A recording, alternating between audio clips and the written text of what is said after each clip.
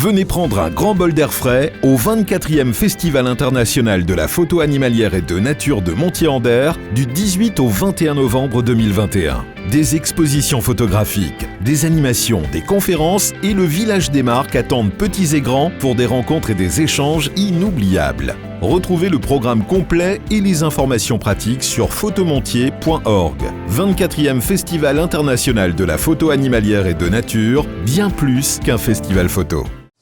Samedi 6 et dimanche 7 novembre, venez assister au deuxième week-end du festival Forêt et Saveurs d'automne à Joinville. Au château du Grand Jardin, dégustez sur place ou emportez avec vous les produits du marché du terroir et de truffes. Assistez à un spectacle de fauconnerie, une démonstration de sculpture sur bois à la tronçonneuse et 3 nouvelles conférences autour de la forêt. Plus d'informations sur le site internet et les réseaux sociaux de l'Office de tourisme du bassin de Joinville. Le festival Eclectic Rock revient pour sa 15e édition, avec le parcours musical le samedi 12 novembre dans les bars de Saint-Dizier.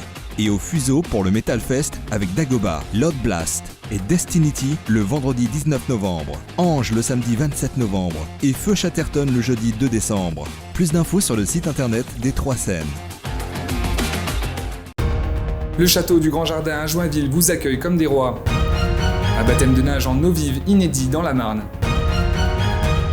La rivière de l'Ornel retrouve son lit d'origine.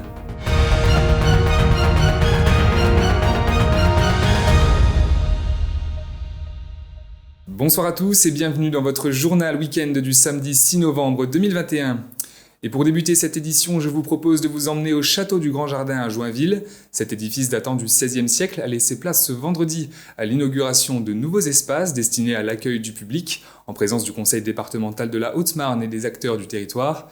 Depuis presque un an, plusieurs architectes paysagistes se sont donc attelés à ces rénovations dans le but de renforcer l'attractivité de ce site incontournable et de préserver notre patrimoine local. Un reportage d'Alison Godefroy.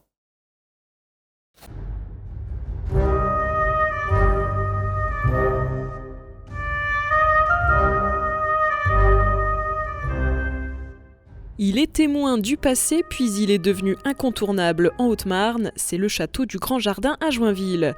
Depuis 2011, le département ne cesse de l'embellir pour lui donner une seconde vie.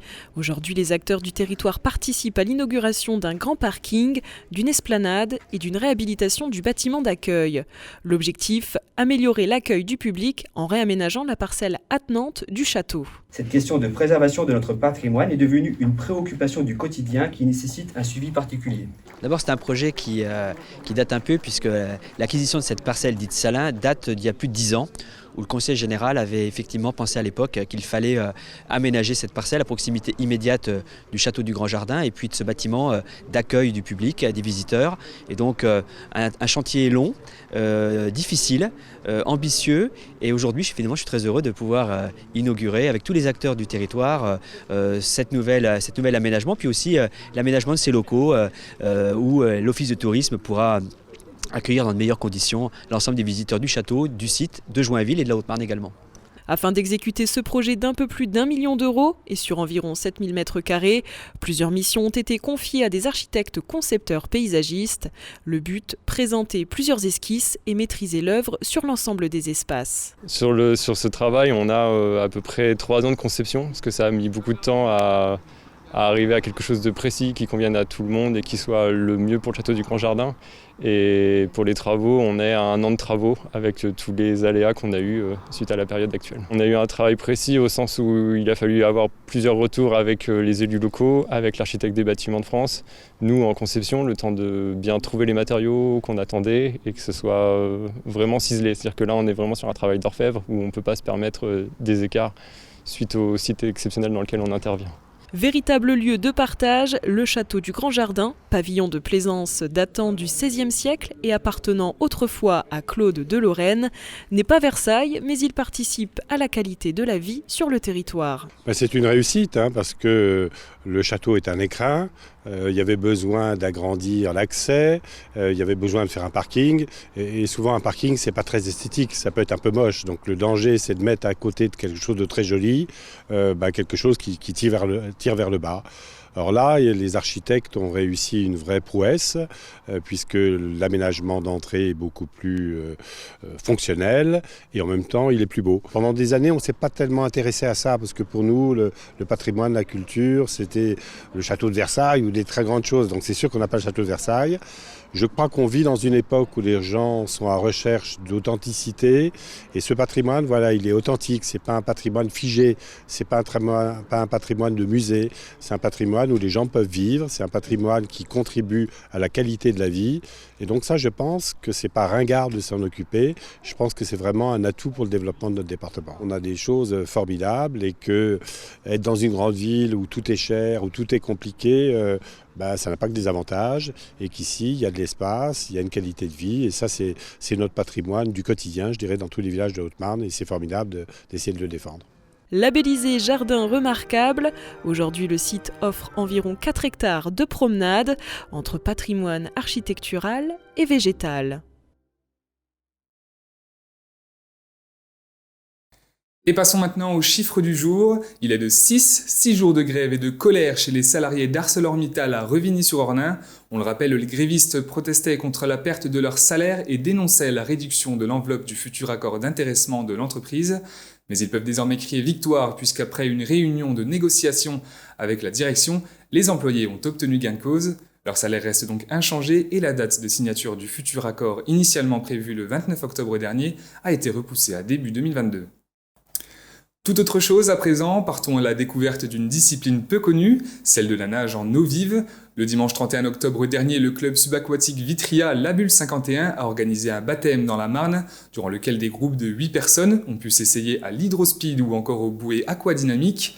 Cette pratique originale a pu notamment se développer grâce à la crise de la Covid-19, puisque les activités en extérieur étaient à privilégier. Aujourd'hui, le club souhaite mettre en avant ce sport. Un reportage de Louis Maujean. Hydrospeed et combinaison de plongée. Les passionnés des profondeurs de la Bulle 51 se sont réunis dimanche 31 octobre pour faire découvrir un sport méconnu, la nage en eau vive. Et rien de mieux pour découvrir cette pratique que la rivière de la Marne et son débit de 37 mètres cubes par heure permettant un baptême sans stress, ouvrant pourquoi pas aux initiés les portes à des rivières plus mouvementées. Ça reste encore assez calme, donc c'est parfait pour une initiation. Maintenant j'attends que l'assaut notamment monte un petit peu plus, où là on arrive sur une bonne catégorie 2, où vers le mois de décembre on a un bon débit sur une rivière qui est beaucoup plus étroite et très sinueuse, donc qui est beaucoup plus sympa à descendre pour des gens un peu plus aguerris. La neve, la nage en eau vive, est une pratique récente pour le club qui depuis 40 ans cherche à faire connaître ces sports subaquatiques dans la région. On s'est développé aussi en termes d'activité, comme je vous disais, on a commencé avec la plongée. Il y a à peu près 8 ans, on a rajouté l'apnée et il y a à peu près 3 ans, a vu le jour la nage en eau vive. Donc la nage en eau vive qui est très peu représentée dans la région, puisqu'on n'est même pas au niveau départemental ou régional, on n'a pas de comité qui s'occupe de ça, parce qu'il y a très peu de clubs qui pratiquent cette activité-là. Et pourtant, avec une eau à 12 degrés, les curieux étaient au rendez-vous, avec une vingtaine de baptêmes dans la journée. Les adhérents, quant à eux, sont ravis de faire découvrir leur sport et espèrent recruter quelques compagnons d'eau douce. Parce qu'au départ, j'étais là pour la plongée, parce que j'étais passionné par ça, et puis après, ils ont ouvert la section neve, et du coup, je m'y suis intéressé, puis j'ai testé, et c'est vraiment pas mal. C'est le fait de pouvoir faire découvrir aux autres notre passion, ce qu'on aime, et leur transmettre aussi les valeurs de la plongée, de la neve, tout ça. Oui, aller les voir comment ça se passe pour eux, c'est bien d'avoir leur ressenti. Et après plus d'une dizaine d'initiations en une matinée, les espérances du club sont largement dépassées. Les animateurs débordés ont enchaîné les baptêmes et le soleil n'a rendu le tout que plus agréable. La journée est une réussite pour la Bulle 51 et les projets futurs se montrent prometteurs. Entre initiation de nage et de plongée, les 31 adhérents n'attendent que de voir leur rang s'agrandir. Et toujours dans le domaine de l'eau, depuis début septembre, l'Ornelle, cette rivière de plus de 13 km et demi qui sillonne le nord Haut-Marnais et l'ouest meusien, se revêt une beauté. Ce ne sont pas moins de 800 mètres qui vont être déviés. L'objectif à terme étant de régénérer la biodiversité et d'éviter les inondations lors de fortes intempéries. Mais il faudra 3 ans avant de pouvoir constater les effets bénéfiques de ces travaux. Et d'ici le printemps prochain, les promeneurs pourront également profiter de nouveaux sentiers longeant le cours d'eau. Un reportage d'Alison Godefroy. Ici, ce n'est pas le bruit des vagues, mais le doux ruissellement de l'Ornelle que l'on entend. Doucement, elle se laisse porter par les nouveaux méandres qu'on lui a dessinés, parce que pour elle, c'est aujourd'hui un nouveau virage. Elle va retrouver son lit d'origine. Depuis septembre, 800 mètres sont déviés. Les travaux ont démarré dans cette prairie, tout en bas du village. Alors, le chantier de l'Ornel, si vous voulez, c'était un chantier donc, qui arrive après plusieurs années de réflexion. L'ancien maire avait quand même conduit ces travaux. Il fallait déjà être propriétaire de la parcelle. Et l'intérêt, c'était de remettre donc, le lit de la rivière dans son talweg d'origine, c'est-à-dire dans le point le plus bas. On a de la chance, les conditions météorologiques étaient quand même favorables. Ça a été relativement vite. On peut dire qu'en l'espace de 3 mois de temps, les travaux devraient être finalisés. On va procéder aux plantations certainement au mois de novembre également pour consolider les berges. Ces travaux vont permettre d'éviter les inondations lors des tempêtes, mais aussi de régénérer la biodiversité, c'est-à-dire la faune et la flore. Donc on remet la rivière en fond de vallée, elle était perchée, elle coulait sur le côté, sur le coteau, et ses écoulements étaient très ralentis. Donc ici la rivière est redynamisée, les vitesses sont supérieures, et ça permettra à la faune locale de se réimplanter. Et le deuxième objectif est un objectif de continuité écologique. Le fait de remettre la rivière dans le fond de vallée et d'ouvrir du coup les deux côtés, l'amont et l'aval, permet aux truites, en l'occurrence, qui sont l'espèce repère de cette partie de la rivière, de pouvoir remonter et trouver les frayères nécessaires en amont de cette partie-là pour se reproduire. S'il faut attendre 3 années pour voir les effets bénéfiques sur la biodiversité aquatique, les habitants de Chancenay vont pouvoir se balader rapidement au bord des nouveaux méandres de l'Ornel. Donc on arrive à la fin de la première phase de travaux qui a été de remettre l'Ornel dans son lit censé être initial. Le bénéfice de ces travaux, pour la commune, ça sera un plus. Pour les gens, ils pourront se promener donc à partir du printemps, je pense en hiver c'est un petit peu marécageux. Donc le long de l'Ornel, au bout, côté Fourneau, il y aura une passerelle qui passera au-dessus de l'Ornel et il y aura possibilité de revenir par le chemin des Barnets. L'objectif c'est redonner de la biodiversité de façon à ce que les poissons puissent remonter l'Ornel sur toute sa longueur parce qu'anciennement ils étaient bloqués par la vanne qui est située juste derrière moi. À la fin des travaux, l'Ornel sera une nouvelle rivière sur 800 mètres de chantier. Et comme dit un proverbe français, de petites rivières, de grands poissons n'espèrent. Et voilà, c'est la fin de cette édition. Merci à tous de l'avoir suivi. Dans un instant, vos prévisions météo présentées par Alison Godefroy. Très belle soirée à tous.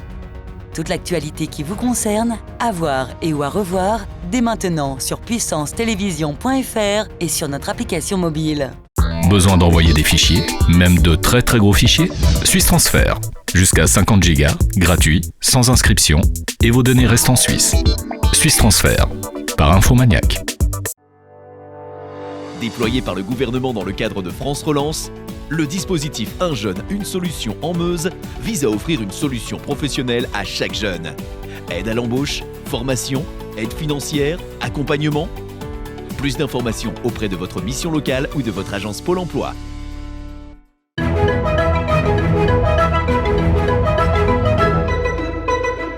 Bonsoir à tous. Pour demain matin, on annonce de la pluie à Saint-Dizier et à Bar-le-Duc. Le ciel sera couvert à Chaumont. Enfin, on annonce de la pluie et du brouillard à Vitry-le-François. Pour l'après-midi, le temps sera instable avec des éclaircies, de la grisaille et de la pluie. Côté température, il fera 8 degrés à Chaumont. Demain, dimanche 7 novembre, nous fêterons les Carines et nous perdrons 3 minutes de soleil. Très bonne soirée avec Puissance Télévision.